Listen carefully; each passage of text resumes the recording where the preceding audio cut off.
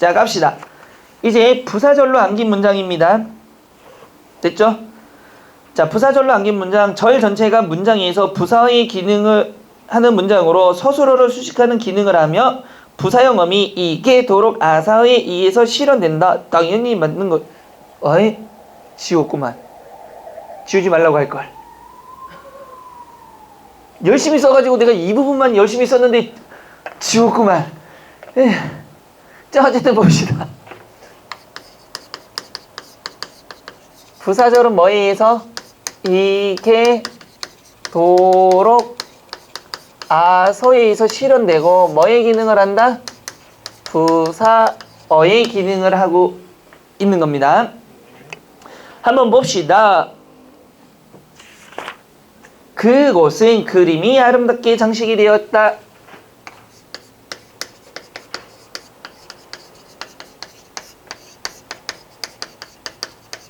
답게 장식이 되었다. 또 어떤 예문이 있어? 우리 예문을 한번 충실히 한번 해봅시다. 길이 눈이 와서 미끄럽다.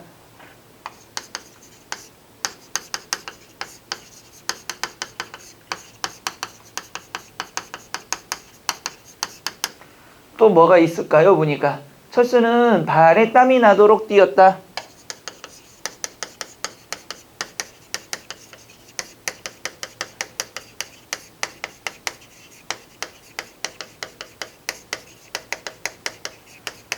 또 예문을 보니까 땀이 비 오듯이 흐른다.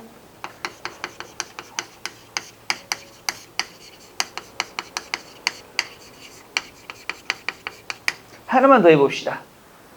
넋이 나가도록 술을 마셨다.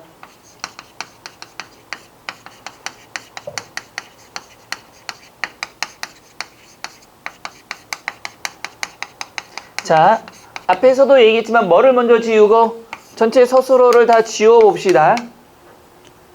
그럼 이제 나머지를 가지고 따져야 되는데, 자, 여기서 주술이 되는 게 뭐죠? 그림이 아름답다죠.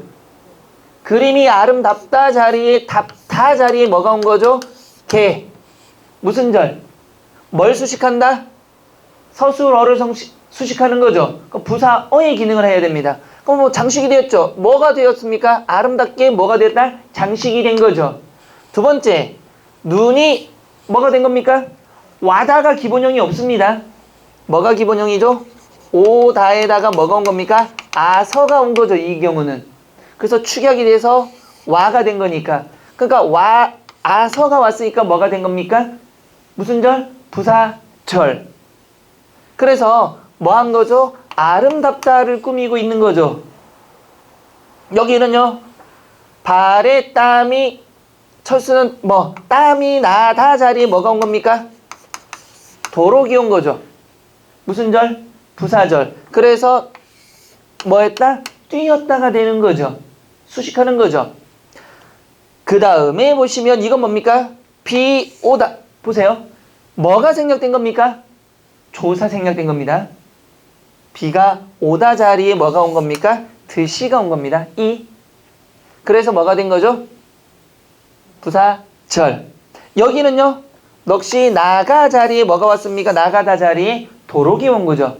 그러니까 무슨 절? 부사절이 된 겁니다. 그렇게 하시면 뭐 별거 없죠. 하나도 없어. 하나도 없어. 뭐가 어려워?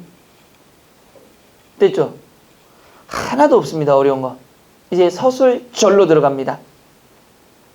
서술절은 절 전체가 문장에서 서술어의 기능을 하는 문장으로 서술절을 아는 문장은 한 문장이 주어가 몇 개? 2개가 있는 것처럼 보인다. 이때 앞에 오는 주어를 제외한 나머지 부분이 뭐다? 서술절에 해당한다. 그래서 서술절은 주어와 서술어에서 다시 주술이 되는 겁니다. 자, 예를 하나 들어볼까요? 이 책은 활자가 너무 작다.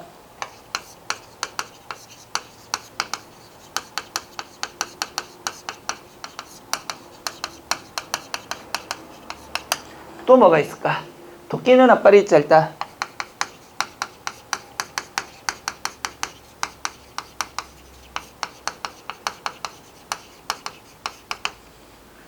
그 다음에 할아버지께서는 인정이 많으시다.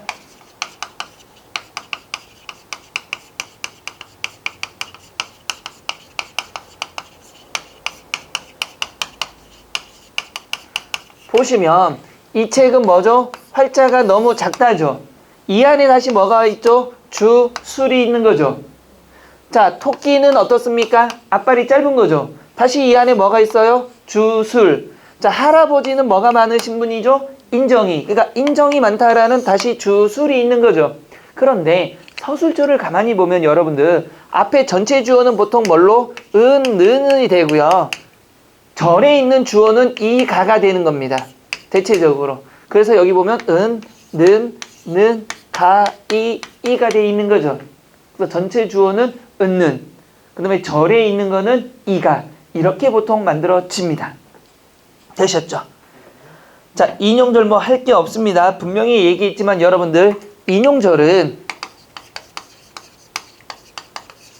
무슨 인용과 직접 인용과 간접 인용이 있다. 그래서 직접 인용은 따옴표를 정리하고 라고 하고를 적고 간접 인용은 없고 뭐가 됩니까? 고를 적는다. 그래서 예문을 보시면 기와는 당황하여 무슨 일이 찌이죠. 뭐가 보입니까 여러분들? 큰 따옴표가 보이죠. 그 다음에 뭐가 썼습니까? 하고라는 말이 보이는 거죠. 라고 하고 중에 하고가 있는 거죠. 밑에는요. 우리는 인간이 누구나 존귀하다고 믿는 이유는 따옴표가 없죠 지금. 그래서 간접 인용이기 때문에 뭐? 하다고 믿는 겁니다. 뭐 이런 것만 나오면 얼마나 좋아. 그래요 안 그래요? 그래요.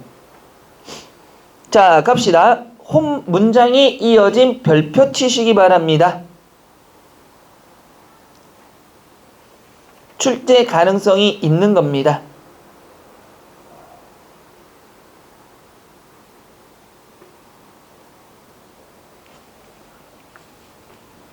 자, 출제 가능성이 뭐가 나오냐면 첫 번째 같은 경우는 거세용법이 나올 수 있습니다. 여기서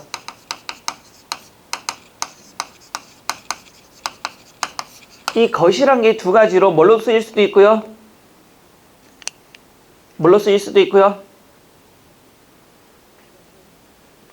의존명사로도 쓰이죠. 것이.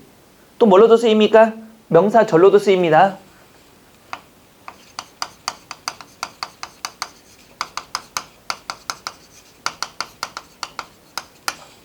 두 번째는 관계관형절.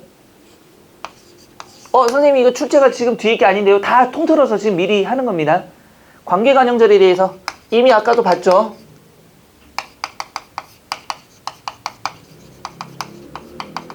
생각날 때 적어줘야지. 또 까먹으면. 관계관형절이 나오면 누구랑 구분하는 문제? 동격관형절과 구분하는 문제.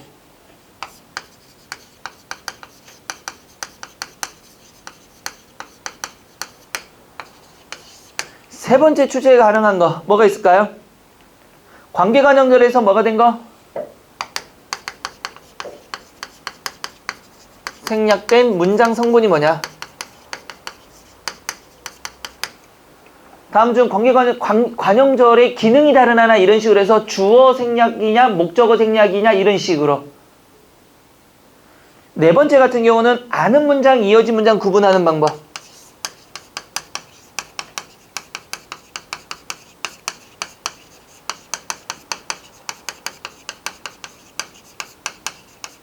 구분할 수 있는가를 물어볼 것.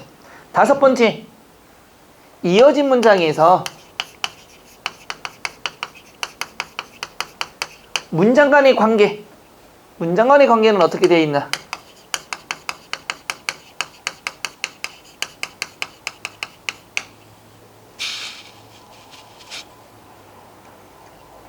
잘 보세요. 그러면 지금 2번은 우리 본 적 있어요? 없어요? 아까 문제 우리 풀었죠? 4번도 나왔습니다. 이미. 분명히 나올 거라고 계속 우리 지적을 했는데 이거를 매번 지적했는데 이미 2번, 4번 나왔어요. 근데 2번, 4번 나왔으니까 또 나와 안 나와? 또 나올 수도 있겠죠. 근데 아직 안 나온 것도 있겠죠 지금. 근데 이런 것들 내가 늘 얘기하는 게 뭐냐면 뭐 가르쳐주지 않고 난 다음에 시험 문제가 출제되면 이제부터 막 가르쳐준단 말이에요. 마치 다 이미 알았던 것처럼. 아닙니다. 그래서 우리 이거 잘 생각해야 돼요. 이해됐죠? 자, 그래서 이제 들어갑시다. 이어진 문장입니다. 첫 번째 무슨 문장? 대등하게 이어진 문장이 있습니다. 대등하게 이어진 문장. 대등적 연결어미 밑줄 칩시다. 고, 며, 지만, 든지, 나 등에 의해서 이어진다. 밑줄 쳐놓고요. 첫 번째 대등하게 이어진 문장에서 두 문장은 의미상 대등하다. 보세요. 여러분들 이 문제에 나온 이 책에 나온 예문도 잘 기억해 두세요. 이 예문이 거의 그대로 나오는 경우들이 많아요. 첫 번째 보면 오늘은 하늘이 푸르고 고 동그라미 치고요. 바람도 시원하다. 고니까 뭡니까? and의 개념 나열입니다. 대등하게 이어진 거죠. 곱다니는 막내딸이 자 동그라미 이자 동그라미 치고요. 고명딸이다. 이것도 뭡니까? 나열입니다. 자, 인호는 영어와 동그라미 치시고요. 그 다음에 뭐가 있습니까? 중국어와 동그라미 치고요. 독어를 잘한다. 이것도 나열이죠. 와. 서술어 몇 개입니까? 여기 서술어? 이 문장이 서술어 몇 개예요? 인호는 영어와 중국어, 독어를 잘한다. 서술어 몇 개예요? 3개입니다. 인호는 영어를 잘한다. 중국어를 잘한다. 독어를 잘한답니다. 같은 서술어라서 서술 하나만 쓴 겁니다. 지금. 눈이 내리지만 동그라미 치고요. 날씨가 춥지는 않다. 만은 뭐가 되는 겁니까? 대조죠. 잘 보세요. 지금 문제가 어떤 식으로 나오냐면 그 4개를 1, 2, 3, 4라고 적어보세요. 한번. 1, 2, 3, 4 적어보세요. 적었나요? 바로 문제 들어갑니다. 다음 중 문장 간의 관계가 이질적인 것 이거예요. 보세요. 문장 간의 관계가 이질적인 것. 3개는 뭐? 나열. 하나는 뭐? 대조. 그럼 이거 나오면 어떡할 거냐 이거야. 그러니까 안 나오는 게 아니라 나오는데 아직 안 나온 것 뿐이에요. 아직 안 나왔으니까 나와야 될 거잖아요. 그러니까 이런 식의 것들. 이해됐어요? 다시 산으로 가든지 동그라미. 바다로 가든지. 이건 선택인 건 알겠죠? 산 5월 바다니까. 그 다음에 니은. 다만 대조되는 경우에 뒷절의 내용이 초점이 놓이기도 한다. 대조일 때는 알죠 여러분들? 호랑이는 죽어서 가죽을 남긴다. 사람은 죽어서 이름을 남긴다. 만 동그라미 칠까요? 호랑이는 죽어서 가죽을 남기지만 대조일 때는 여러분 잘 알잖아요. 앞과 뒤를 비교해서 어디가 핵심이다? 뒤에가 핵심이죠. 친구들이 야 너는 운동은 잘하지만 공부 못하네. 뭘 강조하고 싶은 거예요? 공부 못하는 걸 강조하고 싶은 거지 운동 잘하는 걸 강조하는 게 아니잖아요. 비교할 때 부모님이 뭐라고 합니까? 형은 공부 잘하지만 넌 왜 형 공부 잘하는 걸 말하고 싶은 거예요? 니들 공부 못하는 걸 말하고 싶은 거예요? 그렇죠. 됐죠? 다시 이제 종속적으로 이어진 문장입니다. 앞절과 뒷절이 어떤 의미 관계를 가지느냐에 따라서 다양한 종속적 연결 어미가 사용되어 이어진 문장이다. 밑줄 칩시다. 의면 조건, 일지라도 양보, 아서 원인, 의려 의도, 는데 배경. 왜 이렇게 만드는지 알겠죠? 이것도 뭐가 되는 거죠, 여러분들? 이어진 문장에서 문장 간의 관계를 물어볼 수 있는 겁니다. 그래서 기업이 없으면 근로자도 없다. 조건인 건 이건 압니다. 여러분들도 분명히. 자, 손님이 뭐하거든? 오시거든, 동그라미 친절하게 맞아라. 조건이죠. 설령 비가 올지라도 밑줄치고 리을지라도 밑줄치고요. 우리는 반드시 출발한다. 이거 별표 치시기 바랍니다. 근데 여러분 이게 양보라는 게 이해가 안 된다고 하지만 이거 양보입니다. 그래서 이 문장은 잘 기억해 두셔야 돼요. 우리는 한라산에 오르려고 동그라미 치고 의도죠. 아침에 일찍 일어났다. 공부하는데 동그라미 치시고요. 전화가 자꾸 걸려왔다. 배경입니다. 참고 별표 치시고요. 단어의 이어진 훈문장과 이어진 문장의 모호성입니다. 자, 여기에서 보면 거기 특히나가 뭐가? 와입니다. 와, 과.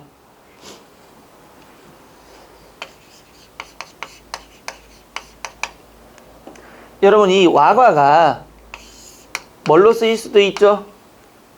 혼문장이면 뭘로 쓰이는 거고요?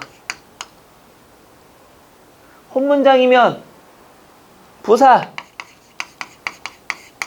견문장이면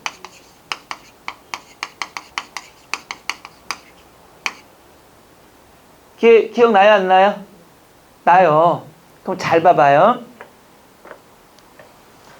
자, 철수와 영희가 결혼했다. 같이 쓰이는 경우, 같이 쓰였으니까 혼문장입니다. 철수와 영희가 같이 결혼한 경우가 있어요. 그러면 이때는 뭘로 쓰인다? 부사격 조사가 되는 겁니다. 와과는. 그런데 따로 한 경우, 보세요. 철수와 영희가 결혼했는데 철수와 영희가 같은 집에서 같이 자는 놈은 혼문장이죠. 그럴 때는 이게 뭐가 된다? 부사격 조사지만 철수와 영희가, 철수는 누구랑 결혼하고요? 민정이랑 결혼하고, 영희는 누구랑 결혼한 경우도 있어요? 딴 놈팽이랑 결혼한 경우, 그럴 때는 이게 두 문장을 합친 뭐가 된다? 접속조사가 된다는 얘기예요. 됐어요? 안 됐어요? 마찬가지로 철수와 영희가 청소를 했죠. 그럼 철수와 영희가 같은 집에서 같이 자고 있는 관계라면 일요일날 같이 청소한 거예요. 그러니까 혼문장입니다. 그런데 따로 한 경우도 있겠죠. 왜? 딴 집 살림하고 있으면 이럴 때는 다시 뭐가 된다? 견문장이 되는 겁니다.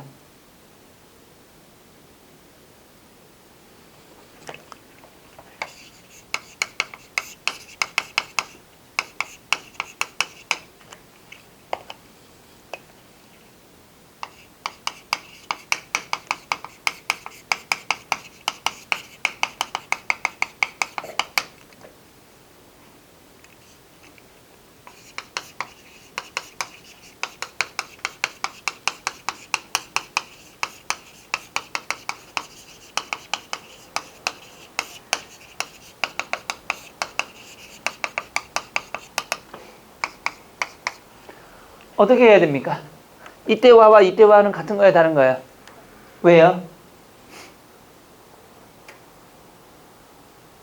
어제 친구 쳤다 돼야 안 돼요? 어제 친구 쳤다 돼야 안 돼요? 안 되죠. 그러면 이 문장은 무슨 문장? 혼문장. 품사는 부사격 조사가 되는 거죠. 여기는요. 자유를 위해 싸웠다, 민주주의 위해 싸웠다 되죠. 무슨 문장? 견문장. 그럼 무슨 조사? 접속 조사. 구분하셔야 됩니다. 됐습니다. 여기까지. 자, 그런데 여기 하나 또 지워봅시다. 여기만 지우고. 자, 이런 문장이 있어요. 예를 들면은 거기를 안 적었네? 거기 안 적었으니까 적어줘야지 뭐.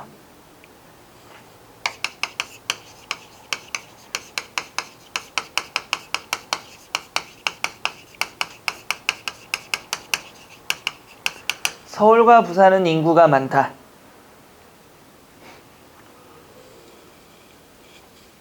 이거 뭘까요?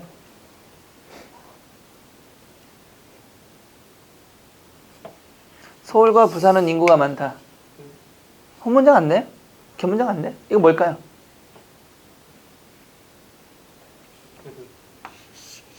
두 가지로 해석이 돼야 한대요. 돼요. 어떻게? 서울은 뭐가 많다? 인구가 많답니다. 또 부산은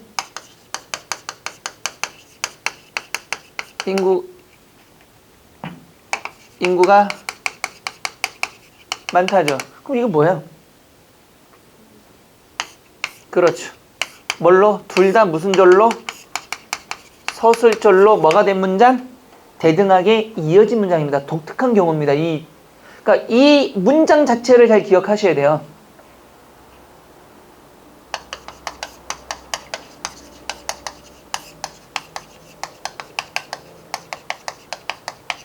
와가가 나왔는데 얘는 서술절의 대등 문장입니다. 이 예문 자체를 잘 기억해 두시기 바라요.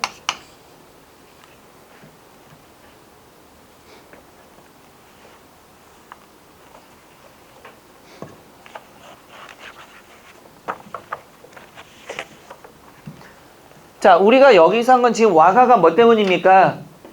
해석이 뭐가 되기 때문에 중의적으로 되기 때문이죠. 그러면 중의적 해석이 가능한 게 와가 말고 또 뭐가 있었어? 조사 와가 말고 또 뭐가 있었어요? 중의적 해석이 가능한 게.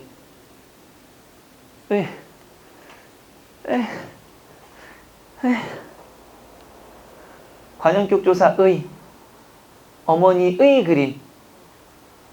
잘 봐봐. 다음 중 문제가 이거잖아. 다음 중 뭐 기능이 다른 하나. 1번 어머니의 그림. 2번 이런 식으로 해서 뭐가 될까요? 영희와 철수는 결혼했다. 이렇게 놓고 이런 식으로 넣을 수도 있고 밑줄을 안 쳐줄 수도 있단 말이야. 그럼 이렇게 놓으면 애들 뭐야? 조사도 아닌 거 뭐야? 조사도 다 다른데? 뭐야? 이러면 안 된다는 얘기죠. 이게 지금 뭘로 쓰이는 거? 중의적으로 쓰이는 거. 중의적으로 쓰이는 거. 또는 또 세 번째는 뭐 문장의 통으로 중의성도 있을 수 있죠. 근데 하나만 뭐를 주는 겁니까? 중의성이 없는 문장을 만들 수도 있잖아요. 그러니까 이렇게 만들 수도 있잖아 지금. 그러니까 중의적이라는 거는 그럼 3번 어머니가 딸에게 약을 먹였다. 이거 중의적인 거 돼야 안 돼요? 사동이 중의성이죠. 하나는 엄마가 직접 입을 딱 벌리고 먹어 이렇게 준 경우도 있고 또 하나는 약을 딱 던져주고 네가 먹어 이런 경우도 있죠. 그러면 이거는 중의적인 표현이 되는 거고 하나만 중의적이 아닌 걸 갖다 놓으면 되잖아요. 그러니까 중의성이라는 자체도 문제에 나올 건데 그냥 중의성은 내가 알아요 하는데 문제를 만들면 뭐야. 그러니까 나중에 이런 문제를 굉장히 많이 보게 될 겁니다. 여러분들. 이런 면역 주사를 미리 맞아야 돼요. 근데 뭐 이렇게 뭐 어렵다고 학생들이 어려워하니까 안 한다고 하는데 아니 공부할 때 편한 게 중요한 게 아니라 공부할 때 나올 거리들이 다 있다라는 걸 알아야 돼요. 자 이제 문장 표현입니다. 종결 표현. 정말 쉽죠. 평서문 뭐에 의해서? 평서문은 뭐에 의해서? 문장 표현은 뭐에 의해서 실현이 되는 겁니까 여러분들? 종결 뭐에 의해서? 어미에 의해서 실현이 됩니다. 지우고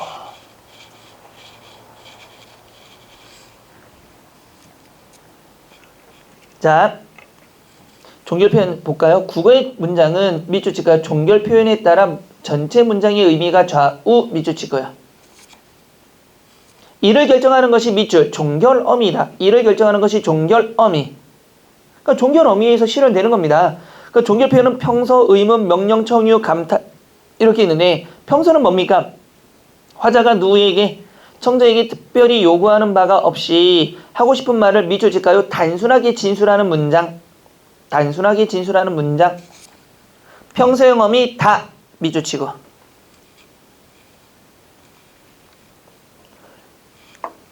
자, 의문문입니다. 의문문은 화자가 청자에게 뭐해서 질문하여 대답을 요구하는 문장. 의문형의 어미 느냐, 으냐에 의해서 실현된다. 그 느냐, 으냐죠. 잘 보세요. 그 옆에 거 박스 돌리시고 별표 치시기 바랍니다. 여러분들 동사는 뭐가 붙을 수 있죠? 으냐, 느냐 둘 다 사용할 수가 있죠. 동사는. 근데 형용사는요? 아니 동사는 야, 느냐가 사용되고요. 형용사는요? 야, 으냐가 사용되는 겁니다. 이거 구분하셔야 돼요. 박스 돌리시고 별표 치시기 바랍니다.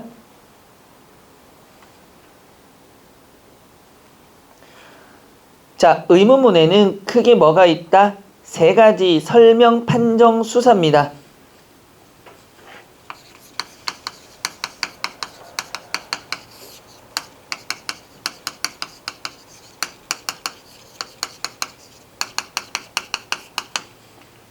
오늘 아침밥 먹었어? 판정이죠. Yes or no. 대답만 하면 되는 거죠. 이게 판정 의문문이죠. 합격하면 뭐 할 거야? 합격하면 뭐 할 거야? 어디로 여행 갈 거야? 이런 식으로. 근데 너무 단답형이다. 너무 단답형이다, 보통. 유럽, yes or no가 아니라 내가 말한 거에 대해서 어딘지에 대한 설명이 필요한 거죠. 놀러 가서 뭐 할 거니? 아, 요번에 놀러 가면요. 이래서 이렇게 놀 거예요. 이거 어디 갈까? 당신 안에 남자 있어요? 어디 갈까? 유럽. 난 짧은 게 좋아. 막 이렇게. 됐죠? 그러니까 단순히 긍정, 부정을 요구하는 건 판정, 설명을 요구하는 건 설명. 수사 의문문 살짝 별표 치시기 바랄까요? 수사 의문문은 뭘 요구하지 않는 겁니까? 굳이 뭐를 요구하지 않는다? 대답을 요구하지 않는 건 수사 의문문이 되는 겁니다. 보통 뭐 할 때 여러분들이 수사 의문문 가장 많이 사용할 때가 언제인지 아세요? 시험 볼 때입니다. 아, 이거 몇 번이었더라? 아, 이거 몇 번이었지? 하고 물어보고 난 다음에 3번이네 이러지 않잖아요. 또 집에 갈 때 집에 먹을 거 없나? 이렇게 물어보거나 아니면 뭐 명령 빨리 가지 못하겠니? 대답 필요 없다는 얘기야. 빨리 가면 되는 거예요. 됐죠? 그래서 그런 걸 수사 의문문이라고 하는 겁니다. 수사 의문문만 좀 잘 봐두면 될 것 같아요. 자, 학습 체크 한번 갑시다. 자, 148쪽의 학습 체크도 안 했죠, 지금? 다음 밑줄 친 무엇 중에서, 절 중에서 문법적 특성이 나머지와 다른 것 그랬습니다. 1번 보시면 뭐가 있어요? 철수가 먹은 사과가 정말 가장 예쁘다고 한다 그랬죠. 먹은 사과가 가장 예쁘니까 무슨 문장입니까? 아는 문장이죠, 이거는. 2번 영희는 시장에서 과일도 사고 채소도 샀죠. 얘는요? 2번은 무슨 문장입니까? 이어진 문장이죠. 3번은요. 어머니는 오빠가 건강하게 돌아오길 간절히 오빠가 건강하게 돌아오기니까 아는 문장이죠. 그 다음에 친구가 나에게 오늘 수업은 재미있었냐고 이건 무슨 문장입니까? 아는 문장이죠. 아는 문장, 암기 문장이 들어와 있는 거죠. 됐어요? 안 됐어요? 그럼 1번은 아는 문장, 암기 문장 중에서 뭐죠? 관형? 절. 3번은요? 3번은요?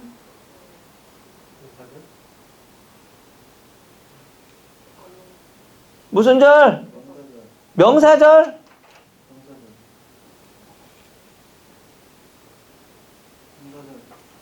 뭐의 기능을 하는? 목적어의 기능을 하는. 그 다음에 4번은요? 인용절. 무슨 인용절? 간접 인용절. 써보면 되잖아요. 자, 학습 체크. 다시 149쪽으로 가셔서 다음에서 언급된 의문문에 해당하지 않은 것은입니다. 의문문 중에는 화자가 이미 알고 있거나 믿고 있으면서 그것을 청자의 동의를 구하기 위하여 확인하기 위한 의문문이나 형태상으로는 의문문이지만 의미상으로는 밑줄 칠까요? 긍정이나 부정을 단언하는 의문문도 있다. 단언한대요. 무슨 의문문을 써야 돼요? 긍정이나 부정을 단언하는 거니까 판단. Yes or no. 1번은 뭘까요? 윤태가 나쁜 짓을 보고 가만히 있을 것 같다? 이건 뭐예요?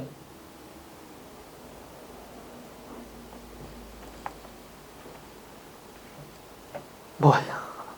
수사 의문문. 2번 우리 여름에 유럽 가서 정말 재미있었지? 수사. 확인하는 것도 수사. 그러니까 여러분들 확인할 때는 그냥 내가 하고 싶은 말만 떠든 거예요. 그냥 대답해주면 좋고 아니면 말고니까. 3번 아까 중국 음식에 짬뽕 군만두 시켰어요? 이거는 뭐가 되는 거야? 판단을 해야 되는 거죠. 네, 아니요 이렇게. 그래서 이거는 판정 의문문. 아무리 그래도 그렇지 아저씨가 널 안 도와주겠어? 이것도 뭡니까? 서술하는 거니까. 확인 또는 확인 정도가 되겠네. 그러니까 이건 뭐가 되는 겁니까? 수사 의문문이 되는 겁니다. 넘기시고요. 명령문입니다. 명령문에는 무슨 명령문과 무슨 명령문? 직접, 간접, 허락 명령문이 있습니다. 직접 명령문은 여러분 간단한 거예요. 직접 명령문은 뭘 하는 겁니까? 여러분들 면대면입니다. 면대면. 간접 의문문은 분명 명령문의 형태이지만 면대면이 아닌 건 간접 의문문입니다. 대표적인 게 뭐가 있을까요? 표 같은 것들이 있죠. 플래카드나 표에서 명령하는 거는 우리가 얼굴을 보는 게 아니잖아요. 또는 연설 같은 것들. 자, 그럼 보세요. 직접 의문문 얼굴을 맞대고 밑줄 칩시다. 하는 명령문으로 아라나 어라 결합 밑줄 치고요. 아라나 어라에 의해서 결합이 된다. 보세요. 뭐 했다? 지체 말고 빨리 가 보아라죠. 떠나지 마라. 마라 동그라미 칠까요? 이거 별표 치시기 바랍니다. 떠나지 마랍니다. 왜? 말다에다가 뭐가 온 겁니까? 아라가 와서 마라가 된 겁니다. 별표 치시고 이 문장 잘 봐두세요. 직접 명령문입니다. 간접 명령문. 신문, 방송과 같은 매체를 통한 밑줄 치시고요. 을화와 결합 밑줄 치시기 바랍니다. 을화와 결합. 정부는 수해 대책을 시급히 보세요. 세월화와 세우라 중에 뭐가 맞는 거예요? 우라가 맞는 거예요. 월화가 아닙니다. 근데 여러분 세월화 그러는데 아닙니다. 왜일까요? 여기 보니까 을화와 결합해야 되는 겁니다. 어라가 아닙니다. 을화와 결합하는 겁니다. 그래서 세우라가 되는 겁니다. 허락 명령문, 허락의 뜻을 나타내는 명령문으로서 밑줄 칠까요? 으려무나 으렴, 으려무나 으렴. 그래서 너도 한번 읽어보려무나 이런 겁니다. 명령문의 특징은 별표 치시기 바랍니다.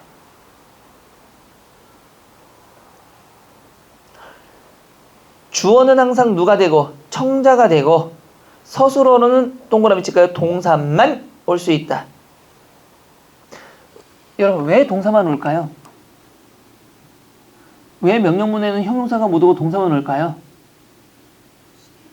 아이 또 이럴 줄 알았어. 동사와 형용사 구분법 중에 청유형과 명령형을 붙여서 말이 되면 뭐 동사 안 되면 그럼 명령하면 명사 뭐가 와야 돼요? 라자가 와야 될 거 아니에요. 그걸 쓸 수 있는 건 뭐밖에 없으니까 동사밖에 없으니까 아주 간단하잖아요. 근데 외우긴 외웠는데 이렇게 갑자기 물어보니까 대답이 안 되잖아. 자, 두 번째. 시간의 표현 객과 함께 쓰이는 일이 없다. 먹어라는 되죠. 먹어라는 안 되더라. 그 다음에 어떤 종결 어미로 종결되었더라도 간접 인용절로 안길 때에는 종결 어미가 모두 을화로 바뀐다. 을화로 바뀐다. 간접일 때는 뭡니까 여러분들? 을합니다. 그래서 물음에 알맞은 답의 번호를 뭐하라? 고르라가 아니고 고으라고 알아 하셨다. 이런 식으로 보시면 되죠. 자, 청유문 갑니다. 화자가 청자에게 어떤 행동을 함께 하도록 요청 밑줄 칠까요? 행동을 하도록 요청. 명령문도 마찬가지입니다. 행동을 하도록 요청하는 겁니다. 청유형어미 뭐에 의해서? 자 밑줄 치고요. 청유형어미 자. 같이 할 것을 제안할 때 우리 함께 생각해 봅시다. 이렇게. 행동 수행을 제안할 때 출발 시간이 얼마 안 남았으니 빨리 가자라고 얘기할 때 좀 아빠가 엄마한테 많이 하는 말이죠. 여보 뭐해? 빨리 챙겨. 빨리 가자. 짜증나죠. 여자들이 뭐라고 합니까? 이제 막 화장품을 꺼내서 얼굴에 분칠하려고 하는데 아빠가 갑자기 현관에 신발 다시고 뭐해? 이렇게. 남자들 잘 반성해야 됩니다. 왜? 저는 그렇게 안 했어. 난 그냥 앉아있어. 나 움직여서 현관 갈 때까지 앉아있어. 어차피 내가 빨리 가봐야 기다리잖아. 제일 편한 건 그냥 누워서 TV를 보든가 핸드폰 하면서 놀든가. 그래야 말이 안 나와. 괜히 앞에 가봐야 짜증만 나고. 근데 이렇게 많이 나오는 이유 중에 하나가 뭐냐면 결혼하잖아요. 애를 낳잖아. 남자들이 애 걸 안 챙겨요. 그러니까 남자들이 챙기는 사이 여자들은 다 챙기잖아. 그러니까 남자들은 슝 가는 거야. 이제 여자 자기 옷도 입고 해야 되는데 또 화장이 또 오래 걸리잖아. 그러니까 아빠랑 엄마랑 싸우는 이유예요. 많이 싸우더라고요. 그러니까 경험은 아니고. 그러니까 우리는 뭐 별로 싸운 적이 없어서 잘 모르겠는데 그렇다 하더라고. 그러니까 나는 원래 성질이 좀 급한데 처음에는 그런데 삶의 지혜를 터득 빨리 해야 돼. 아 이러면은 내가 힘들구나. 그래서 둘 중에 하나를 해야 돼. 담배 피는 사람은 가서 담배 피면 되지만 난 담배를 또 안 피니까 그럴 때는 제일 많이 하는 게 뭐냐면 TV를 켜놓습니다. 보다가 이제 슉 나가면서 이제 가자 그러면 하고 TV 끄면 돼요. 그럼 시간이 딱 맞아. 그 다음에 짐만 들고 오면 돼. 그럼 뭐 싸울 일이 별로 없다. 이거죠. 자 갑니다. 그 다음에 나온 게 뭡니까? 감탄문입니다. 감탄문 뭐 할 거 없죠. 화자가 청자를 별로 의식하지 않거나 거의 독백하는 상태에서 자기 느낌만 동그라미 칠까요? 느낌을 표현하는 문장 감탄형 어미 밑줄 구나 어라에 의해서 실행되는구나. 너는 참 노래를 잘하는구나. 잘했어. 자, 문제 갑시다. 150쪽의 학습 체크. 다음은 직장인이 자세라는 신문 기사의 표지 일부이다. 가라 중에 어법에 맞게 고쳐야 할 것은 그랬죠. 보세요. 신문 동그라미 칠까요? 신문. 이미 나왔습니다. 답은. 직접 명령을 써야 돼요? 간접 명령을 써야 돼요? 매체면은 간접 명령이죠. 맞아요? 틀려요? 여러분들 직장인의 자세라는 거죠. 신문 동그라미 칠까요? 신문이면 뭐가 매체를 통해서 나타낼 수 있는 게 명령에는 간접이에요? 직접이에요? 간접이었죠. 간접에는 뭐를 쓴다? 라를 쓰지 아라 어라를 쓰면 돼야 안 돼요? 안 돼요. 아라 어라를 쓰는 건 뭡니까? 직접 명령이 사용. 그러니까 이게 머릿속에 있으면 이제 적용만 하면 된단 말이에요. 1번 항상 노력하라 돼요? 안 돼요? 항상 노력하라. 그러면 뭐는? 성실하게 임하라. 밝게 웃으면서 인사하라. 열심히 실력을 쌓아라. 밑줄치가 왜 안 돼요 이거는? 그렇죠. 직접. 그럼 뭘로 고칠까요? 쌓으랍니다. 그래서 정답은 4번이 되는 겁니다. 문장 표현입니다.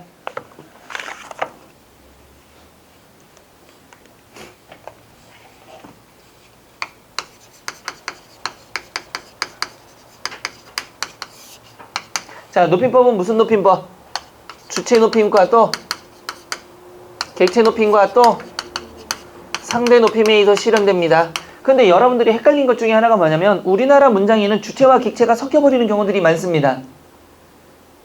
이해돼요? 안 돼요? 자, 한번 볼까요? 주체부터 볼까요? 주체부터. 화자보다 서술의 주체가 나이나 사회적 지위 등이 상위자일 때 서술의 주체를 높이는 방법입니다. 주체 높임의 서너머럼이 의시 동그라미 치고요.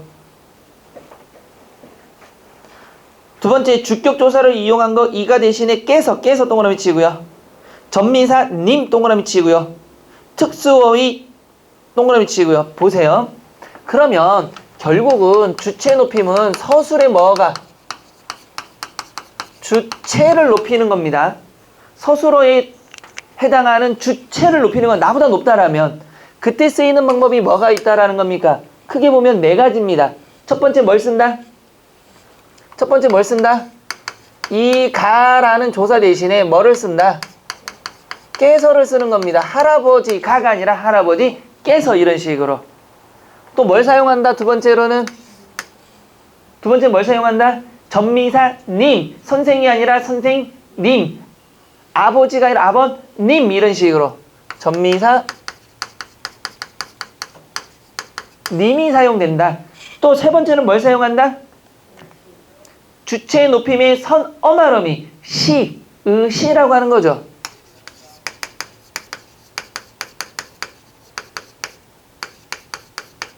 시. 그래서 먹다가요 드신다가 되는 거죠. 네 번째는 특수어휘입니다. 그런데 이 특수어휘를 모르는 거는 가정교육이 잘못된 놈들이에요. 할아버지 말이에요 말씀이에요? 밥이에요 진지예요? 그래. 아니 그거 모르는 사람 없지. 돼야 안 돼요? 그럼 직접 높임부터 볼까요? 있다 대신에 뭘로? 계시다. 할아버지가 있다가 아니고 할아버지 계시다잖아요. 보세요. 아버님이 죽다예요 돌아가시다예요? 그러니까 이건 모르면 가정교육에 문제되니까. 그 다음에 먹다 대신에 드시다 잡수시다 자다 대신에 주무시다 아프다 대신에 편찮다 편찮으시다 둘 다 상관없습니다. 간접 높임 말씀 동그라미 치시기 바랍니다. 말씀 동그라미 별표. 보세요.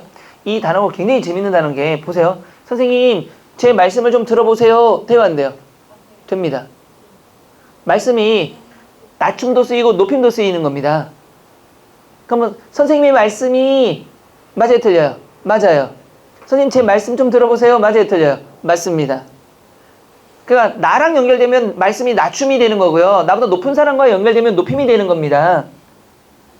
근데 가가지고 과장님 제 말씀 좀 여러분들이 합격해서 갔는데 거기 과장이 있어요. 과장님 제 말씀 좀 들어보세요. 이 사람이 이게 어디서 배우지 못하냐면은 한마디 하세요. 에휴, 공부 안 하고 들어왔구나 이렇게. 어떻게 공무원 됐지? 옛날엔 그냥도 못 나던데 혹시 낙하산? 이렇게 얘기하면 되는 거예요. 공부를 안 한 거야. 그렇게 약 올리는 거지 뭐. 왜냐면 어차피 안 잘려요 여러분들. 회사면 잘리겠지. 공무원 안 잘립니다. 그러니까 이게 딱 좋아. 그렇지 않아요? 제가 학교 있을 때 이거 믿고 있다가 아유 참나 교장 선생님한테도 여러 번 개겼죠. 교장 선생님도 아마 혈압 게이지가 엄청났을 겁니다. 저 인간 안 나가나 이러면서. 그러니까 제가 이제 그만두고 나올 때 교장 선생님이 직접 오셔가지고 악수까지 하셨어요. 왜 했을까 가만히 생각해 보니까 아유 여기 알던 종양 하나가 떨어진 거지. 암세포 덩어리가 하나가 떨어졌다고 본 겁니다. 자, 이름 대신에 뭐라고 합니까 여러분? 성함. 술 대신에 약주. 그 아버지 약주 드셨다 그러죠 보통. 그 다음에 나이 대신에 연세나 춘추. 이 대신에 치아. 밥 대신에 진지. 직접 낮춤을 쓸 때는 나 대신에 뭐라고? 저 왜? 나보다 높은 사람에게 나를 얘기해야 되니까 나를 낮춰버려야 되는 거죠 지금. 그 다음에 우리 대신에 저희. 아들 대신에 아들놈. 아버지 대신에 아비. 어머니 대신에 어미. 간접납춤, 말, 말씀. 여기죠 분명 말, 말씀. 됐죠? 그 다음에 본사 대신에 폐사. 원고 대신에 졸고. 그 다음에 만나다 대신에 뵙다. 주다 대신에 들이다. 객시 높임일 때는 묻다 대신에 역죽답니다. 객체 높임 동그라미 쳐놓고요. 뒤에서 얘기하겠지만 객체 높임에서 다시 한번 얘기하겠지만 됐어요?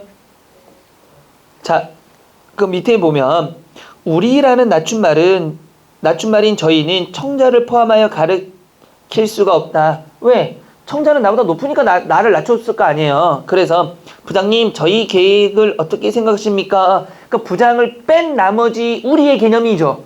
그러니까 부장보다 낮은 사람들 대리부터 말단 사원까지 과장까지 포함해서 우리 생각 어때요? 라고 물어본 건데 외국인에게 저희 나라 국민 이거 돼야 안 돼요? 왜 안 돼요? 그렇죠. 이건 안 됩니다. 절대적인 겁니다. 물론 경제적인 차이는 있을 수 있겠지만 됐죠? 자, 갑니다. 그 다음에 보시면 어디 갔어? 직접 높임과 간접 높임입니다. 여러분, 이 직접 높임하고 간접 높임은 늘 얘기해도 보세요. 주체 높임 중에서도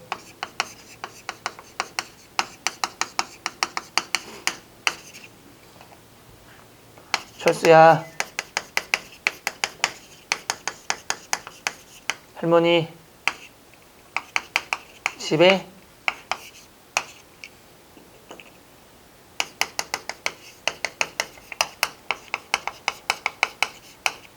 뭐가 맞는 거예요? 있으시니가 맞는 거예요? 계시니가 맞는 거예요 도대체?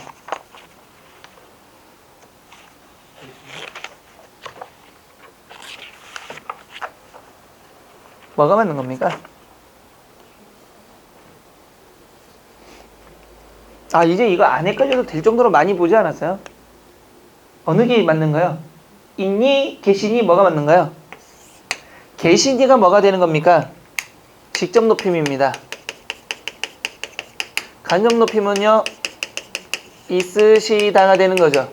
그 직접 높임은 그 대상을 높이는 거고, 간접 높임은 그 대상의 신체라든가 대상과 관련된 다른 것들을 높여버려야 되는 거죠. 그래서 교장 선생님의 훈화 말씀이 계시는 거예요? 있으시는 거예요? 교장 선생님과 관련된 말을 높여야 되기 때문에 있으신 거죠. 그러면 고모님은 8살 된 딸이 계시는 거예요? 있으신 거예요? 있으셔야 되는 거죠. 고모와 관련된 거. 잘 보세요. 할머니의 귀가 밝으신 거예요? 할머니 귀가 계신 거예요? 밝으셔야 되는 거죠. 으셔야 되는 거죠. 귀니까. 간접이잖아. 할머니와 관련된 신체니까. 됐어요? 안 됐어요? 요거는 여러분들 좀 기억해 두셔야 됩니다. 그래서 보시면 직접 높임, 문장의 주체가 되는 대상을 높이는 겁니다. 아버지께서 방에 계시는 대상이 누구죠? 아버지 주체니까 직접 그 대상을 높여야 되는 거죠. 그러니까 계신 겁니다. 어머니, 아버지께서 누가 들어와요? 아버지가 들어오는 거죠. 간접 높임 보세요. 밑줄 칠까요? 주어의 무엇? 신체, 사물, 관계에 있는 것 등에 대하여 의식까지 사용하여 직접 하여 어떻게 간접적으로 높이는 것으로 결국 그 주체를 높이는 것이다. 선생님의 말씀이 타당한데 선생님이 타당한 게 아니라 뭐가 타당한 거죠? 말이 타당한 거죠. 곧 선생님 말씀이 있으시는 거고요. 2살 된 따님이 있으시는 거고요. 가방이 무거우시죠. 왜? 선생님이 들고 있는 가방을 높이는 거니까 무거우시죠. 제가 들어드리겠습니다. 이럴 때 뭐 기분 나쁘면 됐어 이러죠. 되게 기분 나쁘죠 이럴 땐. 선생님 제가 들어드릴까요? 됐어. 뭔 소리야? 그래 좋아? 안 들어줘서? 네, 대학 다닐 때 교수님이 이렇게 지나가게 교수님 제가 책가방 들어드릴까요? 가방 제가 들어드리겠습니다. 주십시오. 그러니까 교수가 됐어 그러더라고요. 그다음부터 말 안 했거든요. 됐다니까 또 언젠가 또 보다가 무거운 걸 이렇게 들고 있길래 또 욕먹고 그냥 갔다. 근데 이제 수업 시간에 와가지고 요즘에 애들이 말이야. 그래갖고 여러분들이 선생님 돼서 애들을 가르칠 수 있겠어? 한 30분을 연설을 하는 거야. 난 뭔 소린가 했는데 가만히 나를 보면서 뭐야? 변태인가? 그런 생각을 했습니다. 들어달라 그러지. 입이 없어? 그래서 저는 그 일 이후에 모든 애들 보면 들어 명령을 합니다. 왜? 돌려 말해봐야 모르니까 멀리 가고 있는 애를 부릅니다. 일부러. 야 일로 와 하면 네 하고 빨리 하나 네 하면 들어. 저는 맨손으로 갑니다. 편하게. 장유유서. 내가 살면 얼마나 살겠어요. 갑시다. 말해놓고 결론이 안 나네. 자, 이따 별표입니다. 이따 별표 치시기 바랍니다. 이따의 표현법입니다. 의시가 붙어서 있으시다와 특수어의 계시다 두 가지가 있습니다. 직접 높임, 계시다. 그 다음에 간접 높임, 있으시다는 주어와 관련된 대상을 통하여 간접 높일 때입니다. 요거는 별표 치고 보시면 됩니다. 뭐 크게 어렵진 않은데 나올 수나 있다는 건데 그 왼쪽 한번 보실까요? 과도한 높임법이 있죠. 이게 뭐 어법 문제에 나올 수가 있는 겁니다. 과도한 표현법도 별표 치시기 바랍니다. 주문하신 커피 나오셨습니다. 아니 커피를 높여버리면 어떡해. 손님 주문하신 커피가 나오셨습니다. 이렇게 돼버리는 거잖아요. 아니 커피가 지금 나보다 높다는 얘기가 뭐야. 두 번째, 원하는 사이즈가 없으십니다. 사이즈가 없으시대요. 난리 났습니다. 그 다음에 이것은 포장이세요? 아니지. 여러분들 이 높이법을 가장 많이 쓰는 곳이 어딘 것 같아요? 병원하고 백화점입니다. 병원에 가면 여기로 누우실게요. 누우는데 막 높여버리는 거야. 여기로 누우실게요. 싫어. 이렇게 하셔야 돼요. 여기로 누우실게요. 난 누울 건데. 누우실게요. 싫어. 진짜 우울할 겁니다. 여기 보면 여러분들 이게 우리나라가 좀 잘못 쓰이는 게 뭐냐면 손님을 왕이다 해가지고 높임법을 강요하기 때문에 이런 일들이 벌어지는 거예요. 이리로 앉으실게요. 싫어. 어떻게 앉으란 얘기지? 백화점에 가면 진짜로 이 말 하죠. 옷이 이쁜데 사이즈가 없으시네요. 정말 거짓말이 아니고요. 저는 가가지고 몇 번 이런 얘기 한 적이 있거든요. 정말 사람 바보 됩니다. 혼자만.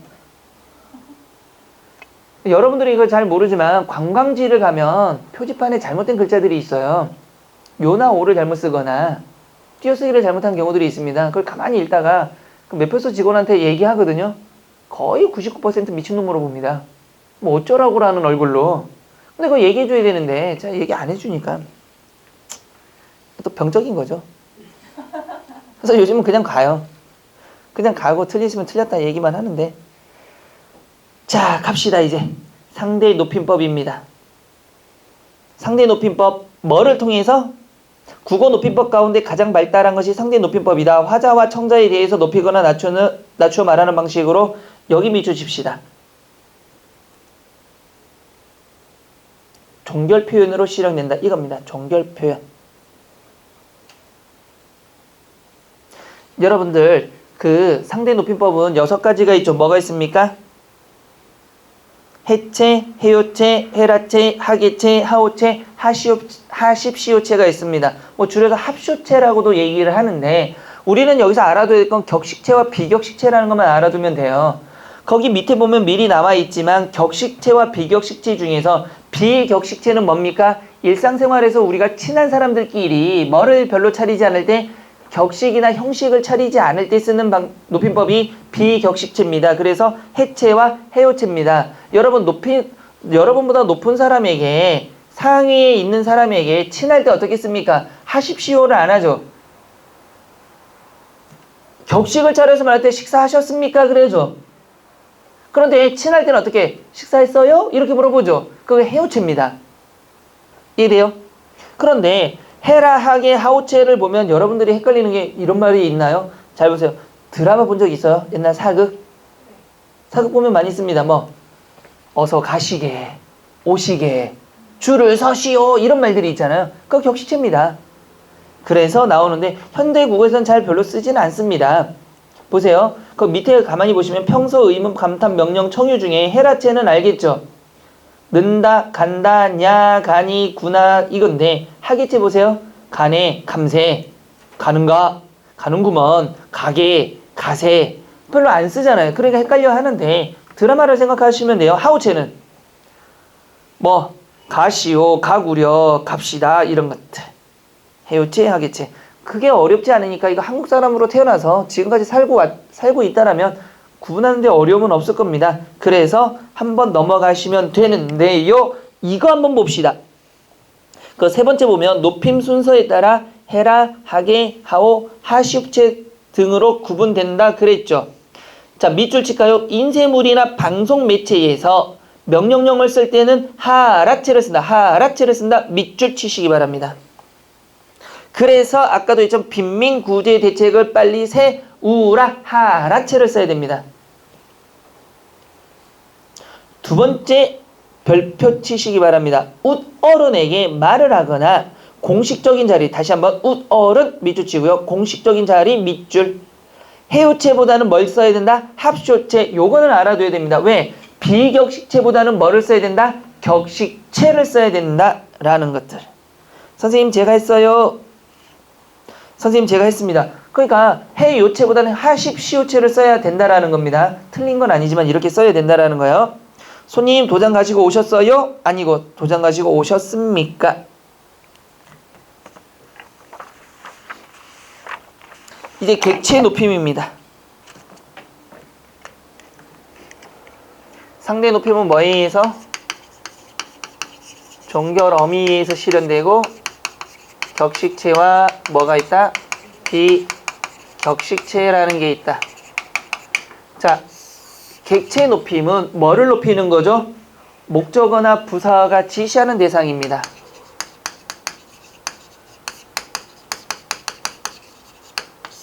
지시하는 대상을 높이는 것. 다시 말하면 서술의 무엇을? 객체를 높이는 거죠. 이게 바로 여기에다가 뭐를 더 있습니까? 특수어이라는 게 있죠.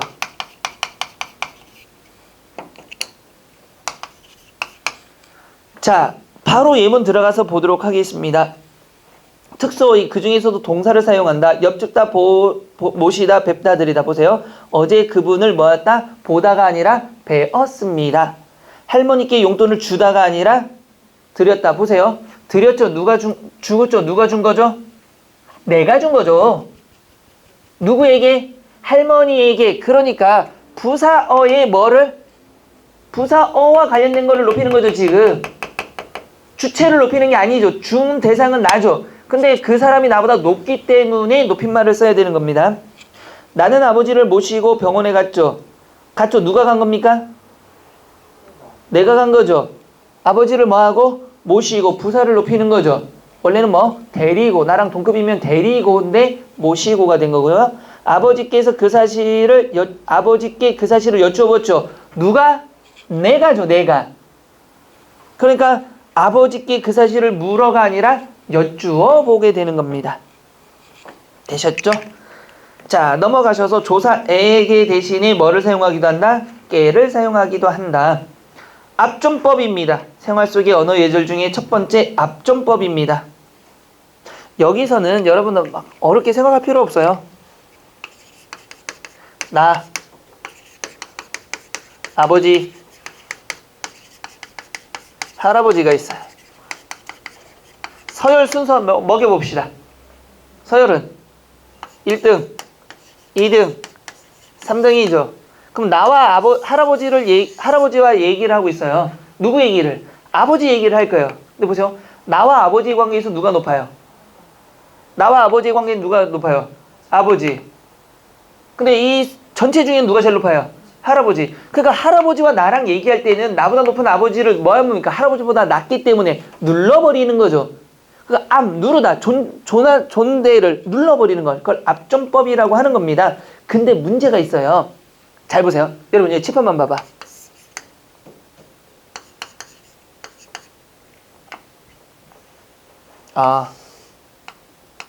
뭐랄까. 교장이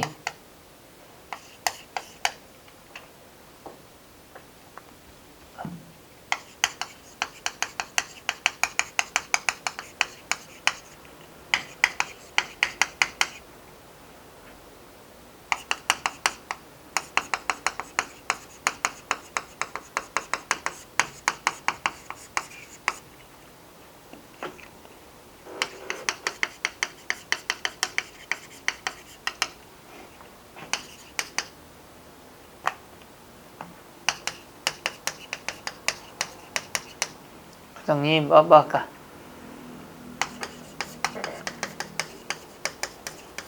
님이 일찍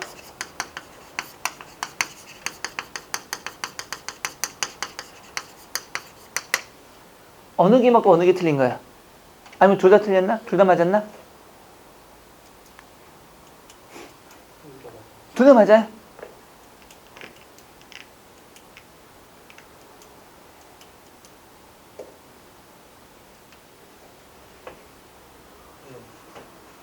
둘 다 맞아?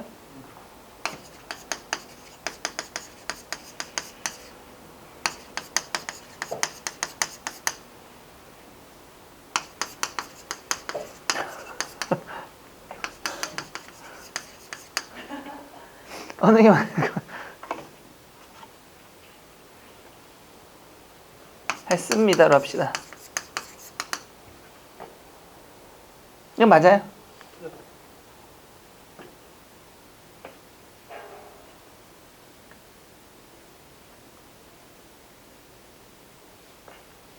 가출한 대상이 아버지인데 아버지를 높였어요, 낮췄어요? 누가 있어서?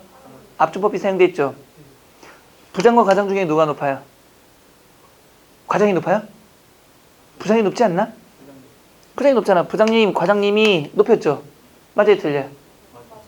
얘는 틀렸는데? 그럼 얘는 누가 높아? 그럼 교감은 낮춰야 됩니다. 그래서 압존법은 학교나 가정에서는 사용되고 있고 직장에서는 사용하지 않습니다. 그래서 직장에서는 나보다 높으면 다 높여도 돼요. 근데 가정과 학교에서는 압존법을 사용하고 해야 됩니다. 그러니까 이 구분을 하셔야 돼요. 그거고요. 자, 두 번째. 이제부터 골 때리는 예문. 아범이라고 안 해도 돼요. 어떤가? 그렇죠. 아버지. 할아버지보다 낮춰버리면 되니까. 뭐 아범이라고 해도 돼요.